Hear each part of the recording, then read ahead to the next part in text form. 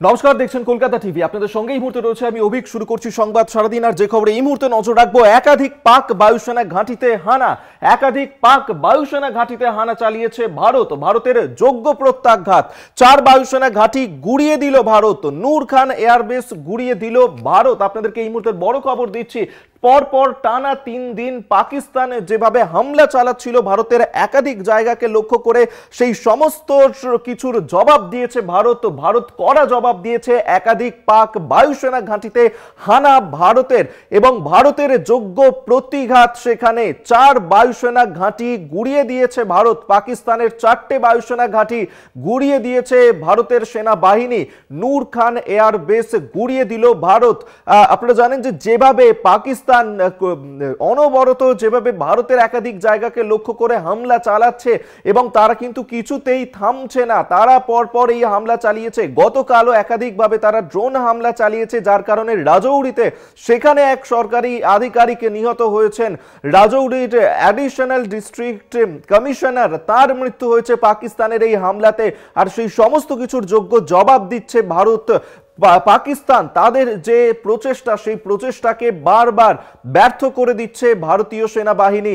আকাশপথ, জলপথ, স্থলপথ বিভিন্ন জায়গা থেকেই পাকিস্তানকে কড়া জবাব দেয়া হচ্ছে। একাধিক পাক বায়ুসেনা ঘাঁটিতে হানা দিয়েছে ভারত। আর ভারতের এই যোগ্য প্রত্যাঘাত, যেখানে পাকিস্তানের যে 4টে বায়ুসেনা ঘাঁটি, সেই 4টে বায়ুসেনা ঘাঁটি গুড়িয়ে দিয়েছে ভারত।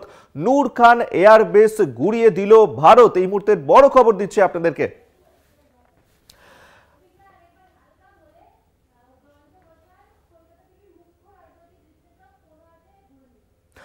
এক্সক্লুসিভ সেই ছবি এই মুহূর্তে দেখাচ্ছি আপনাদেরকে। দেখতেই পাচ্ছেন সেই মুহূর্তের ছবি, যেখানে পাকিস্তানের যে 4টে বায়ুসেনা ঘাঁটি, সেখানে এই হামলা, এখানে প্রত্যাঘাত করেছে ভারত এবং গুড়িয়ে দিয়েছে এই 4টে বায়ুসেনা ঘাঁটি ভারতের সেনাবাহিনী। আমরা এই নিয়ে আরো বিস্তারিত কথা বলবো। এই মুহূর্তে আমাদের সঙ্গে টেলিফোনে রয়েছেন আমাদের মুখ্য রাজনৈতিক বিশ্লেষক জয়ন্ত ঘোষাল। যে বিষয়টা আপনার কাছে জানতে চাইবো, যে পরপর টানা 3 দিন হয়ে গেছে, কিন্তু পাকিস্তান তারা কিন্তু এখনো পর্যন্ত থামছে না। অন্যদিকে ভারতও কড়া প্রত্যাঘাত করেছে, 4টে বায়ুসেনা ঘাঁটি গুড়িয়ে দিয়েছে। একেবারে অভিক, সব থেকে যেটা বড় কথা হচ্ছে যে এবার কিন্তু মানে ভারত সরকার যে পরিকল্পিত যেভাবে রণকৌশলটা রচনা করেছে, সেটা একটা অভূতপূর্ব। তার কারণ প্রথমে একটা ইলেকট্রনিক যুদ্ধের প্রস্তুতি হলো, সেটা ইলেকট্রনিক ডিভাইস, সমস্ত আইটি। তারপরে আস্তে আস্তে কোন রকম ভাবেই সার্বভৌম ভৌগোলিক যে সীমানা, সেই সীমানা অতিক্রম না করে সেখানে দেখা গেল যে সেটা নৌসেনা এবং বায়ুসেনা দুটো ক্ষেত্রেই ব্যবহার করা হচ্ছে। এবং এখন এই যে বায়ুসেনার যে ক্ষিপ্রতা, সেটা কিন্তু উইদাউট ক্রসিং দ্য টেরিটোরিয়াল আর কি লিমিট, এইটাই হচ্ছে সব থেকে আকর্ষণীয় একটা চিত্তাকর্ষক ঘটনা। এবং যেভাবে গুঁড়িয়ে দেওয়া হলো গতকালের যে ঘটনা, সেটা যেভাবে একদম নিশ্চিহ্ন করে দেওয়া হলো, অথচ ভেতরে না ঢুকে, এটার জন্য একটা সামরিক মুনশিয়ানা নিশ্চয়ই দাবি করতে পারে ভারতীয় সেনাবাহিনী। এবং অভিক, আরেকটা জিনিস বলবো, যে এখনো কিন্তু স্থল সেনাবাহিনী, তারা কিন্তু এখনো রিজার্ভ ফোর্স, এখনো কিন্তু তারা মাঠে নামেনি। পুরোপুরি যুদ্ধ শুরু হবে, আনুষ্ঠানিকভাবে যুদ্ধ শুরু হবে যদি স্থলবাহিনী তার যে লাইন অফ কন্ট্রোল এবং ইন্টারন্যাশনাল বর্ডার, অর্থাৎ এলওসি এবং আইবি, সে দুটো যদি ক্রস করে। ভারত কিন্তু এখনো পর্যন্ত এই এত যুদ্ধের মধ্যেও এই বার্তাটা দিচ্ছে যে আমরা কিন্তু যুদ্ধটাকে কন্টিনিউ করা, সেটার পক্ষে নই। আমরা মানবাধিকার লঙ্ঘন করছি না, আমরা নিরীহ গ্রামবাসীকে কোনো রকম ভাবেই নিশ্চিহ্ন করছি না। তার কারণ এটা কিন্তু আরো কঠিন, এটা এটা এটা এটা চিহ্নিত করে নিশ্চিহ্ন করা। তার কারণ পিওকে, আমি নিজে গেছি পিওকেতে, যেটা পাক অকুপাইড কাশ্মীর, যেটাকে ওরা আজাদ কাশ্মীর বলে, সেখানে কিন্তু প্রচুর গ্রামবাসীরা বসবাস করে এবং প্রত্যন্ত এলাকায়, পাহাড়ি এলাকায়, আমাদের যেরকম কার্গিলে মানুষ বসবাস করে, ঠিক সেরকম ভাবে ওখানেও কিন্তু ওদের যে এলাকাটা যেখানে অকুপাই করে রেখেছে, সেই অধিকৃত কাশ্মীরেও তো গ্রামবাসী আছে। আমরা আঘাত হানছি না। এখন এই যে বায়ুসেনার যে ক্ষিপ্রতা, এর পরেও যদি পাকিস্তানের পাল্টা হানা দেওয়া থেকে তারা বিরত না হয়, তাহলে কিন্তু একটা পুরোপুরি ফুল ফ্লেজেড ওয়ারের দিকে চলে যাবে। জয়ন্তদা, এখানেই একটা বিষয় আপনার কাছে জানতে চাইবো, যে যেমনটা বলছেন যে আমরা দেখতে পাচ্ছি যে ভারত কিন্তু প্রথম থেকেই সংযমী রয়েছে। ভারত কোনোভাবেই হামলা করছে না, তারা কিন্তু প্রত্যাঘাত করছে। পাকিস্তান যতবার হামলা করার চেষ্টা করছে প্রত্যাঘাত করছে ভারত, কিন্তু ভারত এই প্রত্যাঘাতের পরেও পাকিস্তান তারা কেন থামছে না? তারা যেভাবে তাদের যে অভিসন্ধি, এবং সেক্ষেত্রে আমরা বারবার দেখছি যে নিরীহ মানুষজন তাদের উপর তারা অ্যাটাক করছে, নিজেদের দেশের লোকজন তাদেরকে তারা স্কেপগোট করার চেষ্টা করছে। সেক্ষেত্রে পাকিস্তান তারা কেন এখনো পর্যন্ত থামছে না? পাকিস্তানের এই যে মানে আর কি অভিপ্রায়, সেটা মানে সবটা স্পষ্ট নয় যে তারা কি চাইছে। তার কারণটা হচ্ছে যে এইটুকু জানা যাচ্ছে যে পাকিস্তানের অবস্থা শোচনীয় আর্থিকভাবে এবং সব দিক থেকেই, কেননা ডিফেন্সেরও প্রতিরক্ষা ক্ষেত্রেও কিন্তু আজকে সমরাস্ত্র সেগুলো সব পুরনো হয়ে গেছে। নতুন অত্যাধুনিক ক্ষেপণাস্ত্র, ভারতের যে সমর সম্ভার সেটা কিন্তু এই মুহূর্তে পাকিস্তানের নেই। সেটা করতে গেলেও তাদের টাকা পয়সা দরকার, তাদের মানে বাজেট করার ক্ষমতা ছিল না।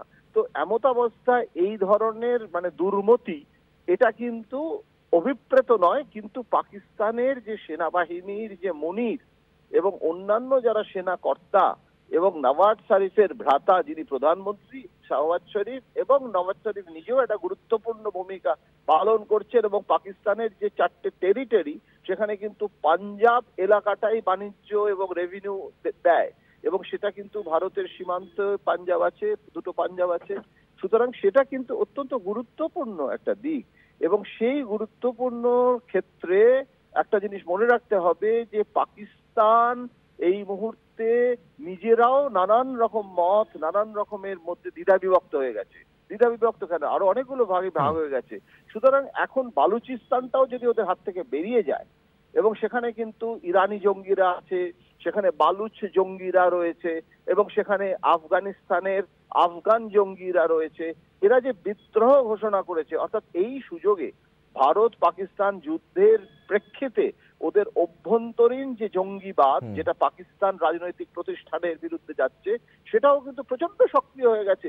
সুতরাং এখন যদি সেটাকে ওরা সামলাতে পারছে না, এবং এই কারণে আন্তর্জাতিক দুনিয়া সমর্থন পাচ্ছে না, সমস্ত দেশগুলো আজকে কিন্তু ভারতেরই পাশে এসে দাঁড়িয়েছে। এমনকি চীন, যে চীনের উপরে পাকিস্তান আশা ভরসা করে বসেছিল, কতবার আমাদের শুনতে হয়েছে যে এবার যুদ্ধ হলে ভারতের বিরুদ্ধে চীন আর পাকিস্তান দুটো ফ্রন্টে ভারতকে লড়তে হবে। কোথায় দুটো ফ্রন্ট? এখন তো চীন তো পাকিস্তানের সাথে হাত মিলিয়ে অরুণাচল কি আক্রমণ করছে? চীনের সে পরিস্থিতির অগ্রাধিকার নেই। চীন এখন ট্রাম্পের বিরুদ্ধে, আমেরিকান বাণিজ্য নীতির বিরুদ্ধে ভারতকে পাশে পেতে চাইছে। সুতরাং পাকিস্তান যেটা করেছে সেটা একটা ভ্রান্ত পদক্ষেপ। তার সমুচিত জবাব প্রধানমন্ত্রী দেবেন বলেছেন, ইতিমধ্যেই দিয়ে দিয়েছেন। এখনো যদি পাকিস্তান রণে ভঙ্গ দেয়, তাহলে পাকিস্তান নামক রাষ্ট্রটি থাকিবে। আর যত এখানে এই বিষয়টাই জানতে চাইবো আপনার কাছে, তাহলে কি পাকিস্তানকে এই যে যুদ্ধটা তারা করছে, এটা কি আরো কন্টিনিউ করতে পারে এখনো পর্যন্ত, কি মনে হচ্ছে? আমার মনে হচ্ছে যে আরো কিছুদিন তো চলবেই। কেননা কার্গিলের যুদ্ধের সময় যখন প্রতিদিন আমি দিল্লিতে আমাদের শাস্ত্রী ভবনে ব্রিফিং হতো, এবং তখন বিক্রম সিং তিনি ব্রিফ করতেন, এবং জসসাল তিনি বিদেশ মন্ত্রকের মুখপাত্র ছিলেন, দুজনে মিলে করতেন, এবং সেই বিক্রম সিং পরবর্তীকালে সেনা প্রধান হয়েছিলেন। এবং সেখানে কিন্তু বারবার মনে হতো আজকেই বোধহয় শেষ, এর পরে বোধহয় আর যুদ্ধটা হবে না। হ্যাঁ, তার কারণ হচ্ছে যে তখন তো আমেরিকা আরো বেশি দৌত্য করছিল, এবং স্ট্রোপ টালবট এসেছিল যশবন্ত সিং এর সাথে। এখন তো ট্রাম্প সেভাবে অনেকটা হাত ধুয়ে বসে আছে। ট্রাম্প কিন্তু সেইভাবে বলছে যুদ্ধ করো না, কিন্তু ভারতও বলে দিয়েছে মধ্যস্থতাকারী আমার দরকার নেই। সুতরাং ভারত তার নিজের দায়িত্বে যুদ্ধ করছে, ভারত তার নিজের দায়িত্বে পাকিস্তানকেও সামলাবে। আমাদের আমেরিকান দাদাগিরি আমরা নিচ্ছি না। কিন্তু এইরকম একটা পরিস্থিতিতে তুমি যে প্রশ্নটা করছো অভিক, খুব মানে একটা গুরুত্বপূর্ণ প্রশ্ন, এবং সাধারণ মানুষ জানতে চাইছে রাস্তাঘাটে, মানে আমি প্রতি মুহূর্তে সবাই জিজ্ঞাসা করছে যে আর কতদিন। তার কারণ খুব বেশি দিন ধরে যুদ্ধ হলে, এটা যদি এসক্যালেটেড হয়, তাহলে কিন্তু অর্থনীতির ওপর আবার প্রভাব পড়ে, এবং সেই অর্থনীতির ওপর প্রভাব পড়লে সেটা কি আমাদের কাছে কাঙ্ক্ষিত? আমরা কি কেউ যুদ্ধ চাই? সুতরাং স্থায়ী যুদ্ধ হবে না, এবং স্থায়ী যুদ্ধ যাতে না হয় তার চেষ্টা করতে হবে। কিন্তু অভিক, আরেকটা কথাও মনে রাখতে হবে যে যুদ্ধ না নিয়ন্ত্রিত যুদ্ধ হয় না। এই যে লিমিটেড ওয়ার, সীমিত যুদ্ধ, এটা একটা সোনার পাথর বাটি। কখনোই লিমিটেড যুদ্ধ হয় না। যুদ্ধ নিজের হাতে থাকে না, নিয়ন্ত্রণে থাকে না।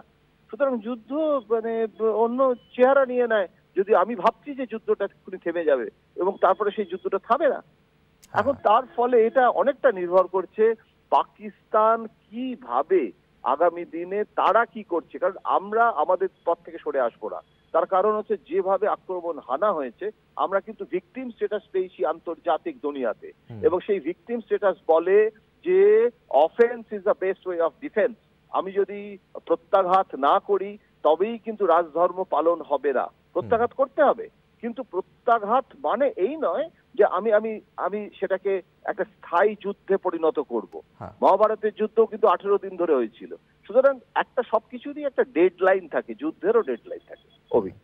অবশ্যই আপাতত ধন্যবাদ জানাবো আপনাকে। এতক্ষণ আমরা কথা বলছিলাম মুখ্য রাজনৈতিক বিশ্লেষক জয়ন্ত ঘোষালের সঙ্গে।